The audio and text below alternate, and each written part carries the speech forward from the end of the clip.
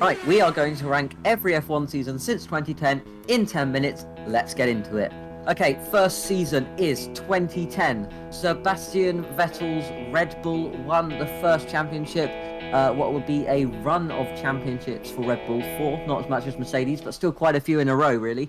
There was quite a good championship battle. Four drivers could have won it going into the final in Abu Dhabi, but Sebastian Vettel came out on top and Red Bull came out on top in the constructors. The drivers in this season were brilliant. We had Schumacher coming out of retirement. We had Hamilton. We had Button.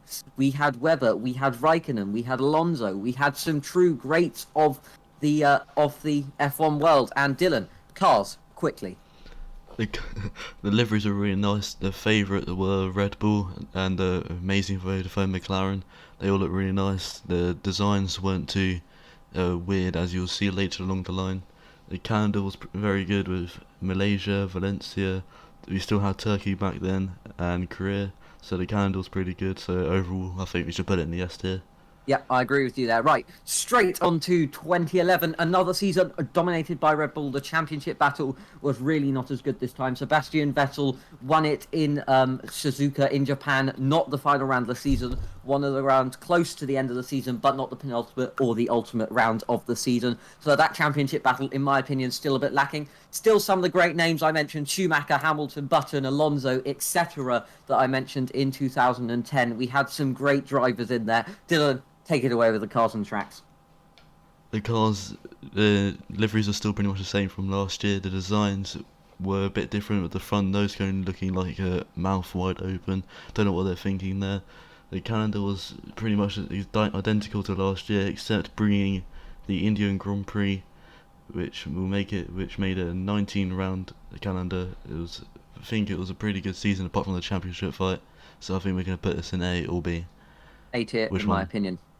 Right, Okay. on to 2012. We had these really weird step nose designs, but that's Dylan's territory, and I'm wasting his and my time. So the championship battle was brilliant. 7 different winners in the first 7 races, one of which was Pastor Maldonado taking a shock win in the Spanish Grand Prix, where his car continued to explode in the pit lane in true Pastor Maldonado style. We had about 6 world champions: Schumacher, one of the greats; Hamilton, one of the greats; Button, my favourite; Alonso, Raikkonen. The list goes on. The cars, Dylan, what did you think of them? The cars are pretty nice. The liveries, again, they don't change much over the years. The weird nose cone with a massive weird step. They still got the wide mouth open.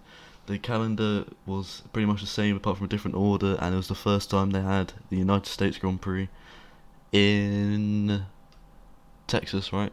Yes, Circuit of the Americas. Yes, Right, okay. that's wasting time asking me questions. On to 2013, Red Bull's last season of dominance, Sebastian Vettel's last championship, the last season of V8s. But again, that's Dylan's territory, which I am walking into. The championship battle was again not as good as 2010 and 2012. It was much like 2011. We seem to be on a 2-year cycle here. The drivers, we still had that caliber. Apart from Schumacher, one of the greats, if not the greatest Formula 1 driver, had retired, replacing Lewis Hamilton. Lewis Hamilton replacing him at Mercedes. And now, Dylan, take it away with the cracks in the cars again.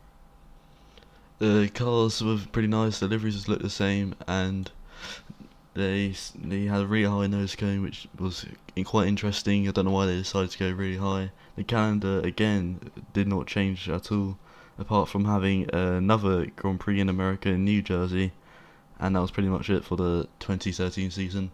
So we're going to put it B-tier in. season, in my opinion. And I have noticed you put 2012 in there, and I think that should go into the A-tier due to that incredible championship battle. Anyway, we are wasting time again. On to 2014, Mercedes' first year of dominance, and back to Hamilton's winning form for championships in his second year for Mercedes.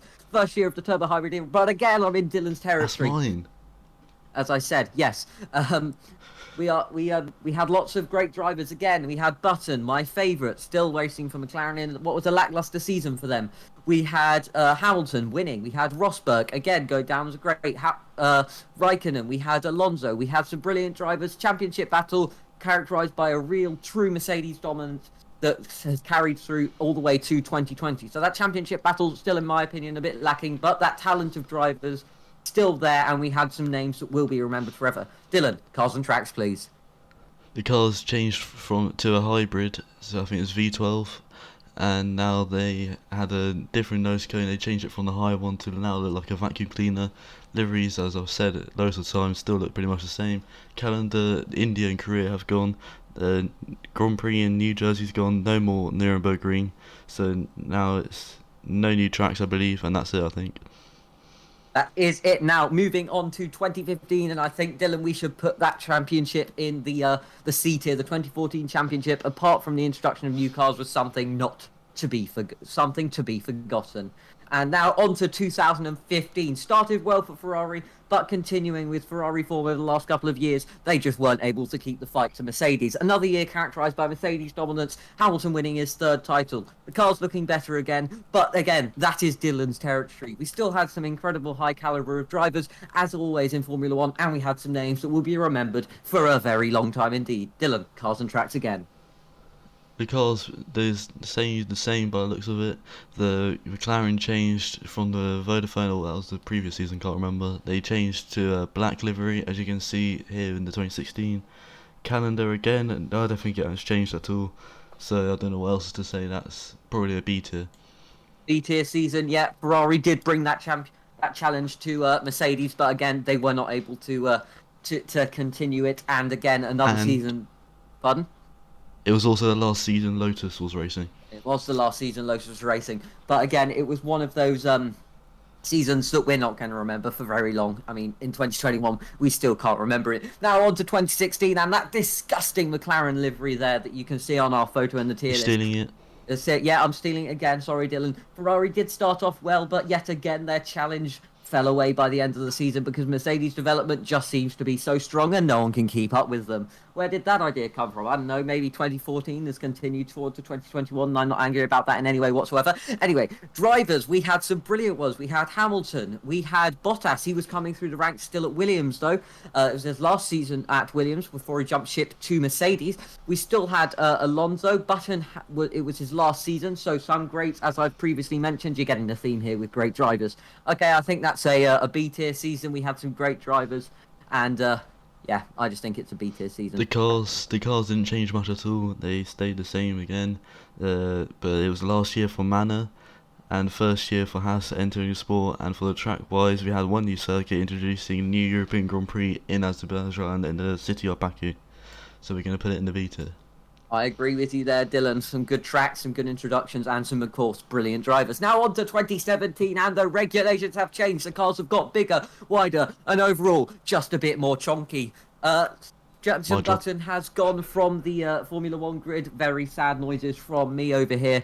Mercedes still continue with that dominance. Nico Rosberg won the championship last year, so he's straight out the door, gone into retirement to look after his family. And Valtteri Bottas has been brought up, and he cannot continue that challenge that Nico Rosberg had on Lewis Hamilton, showing just what a great driver Lewis Hamilton is. Again, some great drivers. Alonso, second to last season in Formula One, exceeding the fact that he's coming back with Renault in 2021, but we're not going to remember that part for the moment. And then, yeah, some brilliant drivers, brilliant tracks, brilliant cars. Dylan, I'll let you talk about the tracks and the cars. McLaren's gone from a black livery to interesting orange livery with a bit tint of black. The calendar was the last season that Malaysia will be there. Nothing else has changed much. The liveries have pretty much stayed identical, and that's about it, I think. And the cars did get wider rear tyres as well, so they can get more grip. The tyres do get slightly bigger to get more grip around the fast corners. I'd say that's another B-tier season. Ferrari did bring that challenge at the start of the season, but yet again, in true Ferrari style, the challenge dropped off. Now on to 2018 with the Halos being introduced. Don't say that. Yeah, you're meant to say that. I'll let you talk about Charles Leclerc nearly being decapitated. Now on to 2018. We had quite a good championship fight, in my opinion. Sebastian Vettel versus Lewis Hamilton, continuing all the way through the first half of the season. Sebastian Vettel winning the majority of the opening races. Bottas not being there in terms of competition for Lewis Hamilton. And we having a great opening half of the season. But the second half, Mercedes development caught up. Ferrari were nowhere. Sebastian Vettel was pretty much useless. And overall, that was it. Dylan, on to talk about the trials and the tracks. The cars, as Ed's already stolen my job, they have introduced the Halo the first time to improve safety for drivers, as it was shown in the Belgian Grand Prix in 2018, where Charles Leclerc nearly got decapitated by Fernando Alonso's McLaren. The circuit, we said goodbye to Malaysia, and I don't think anything replaced it, I can't remember. but not much has changed since then. So I think we're going to put it into the B tier again. A lot of B-tier seasons here. Okay, and now on to 2019. We're heading closer and closer to that year of 2020, which we should probably forget. Another season with the Halos, but that's again something for Dylan to mention. Championship fight, Ferrari weren't there until the second half of the season this time. So what are they doing? They're making 2 seasons, half with 2018, half with 2019. I suppose that works, but not really Ferrari. That's an awful strategy, as in new races in 2019. Charles Leclerc in the Ferrari this time. Kimi Raikkonen gone back down to Alfa Romeo, a place where he was... He started his career back down in 2000, and he's now looking very old and not performing as well as he did.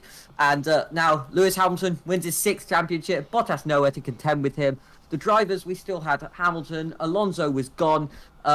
We still had some greats. We had Hamilton, who I think is making that up. A fleet of rookies, Russell, Norris and Albon. The Twitch quartet, including Leclerc, would be made in 2020, but that's in the future. Dylan, cars and tracks, please. The tracks have stayed identical apart from the order. The cars, the Mercedes just added some stars, I think, to the rear of the car, and they changed the halo from black to silver. Same with Ferrari changing their halo from from red to black, and not much has changed with the liveries. The cars, I think, were pretty much the same, and that's it, I think. So we're going to put it in B or A. I'd say B tier, because that championship fight yet again was lacking. Now on to 2020, the 70th anniversary of Formula One. Mercedes had a new black livery, which in my opinion looked very, very good indeed.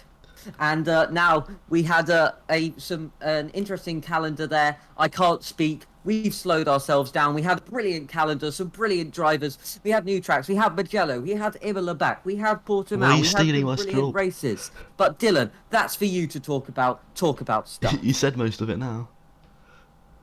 Right, the livery has just changed for Mercedes from silver to go completely black for the end races and Black Lives Matter. The calendar, we had 2 Austrian Grand Prix, the same track layout, 2 British Grand Prix, one called the 70th anniversary. We had 3 in Italy, 1 in Monza, 1 in Mugello, and 1 in Imola. We had the Portugal Grand Prix came back, or I think it was the first time. We had the Nürburgring come back for the first time since 2013. Turkey came back since 2010, and we had Bahrain with 1 in the outer layout, the almost oval, as Ross Brawn said, and ended in Abu Dhabi. So that was it for the 2020 season. I think it should go in the S tier. I think it should. We had some absolutely brilliant races, and that brings us to the end of ranking all the seasons in probably what was not 10 minutes. Thank you very much for watching. I've been Ed. I talked a lot. Dylan's been Dylan. He didn't talk a lot. Dylan, say goodbye. Thank you for watching. Bye bye.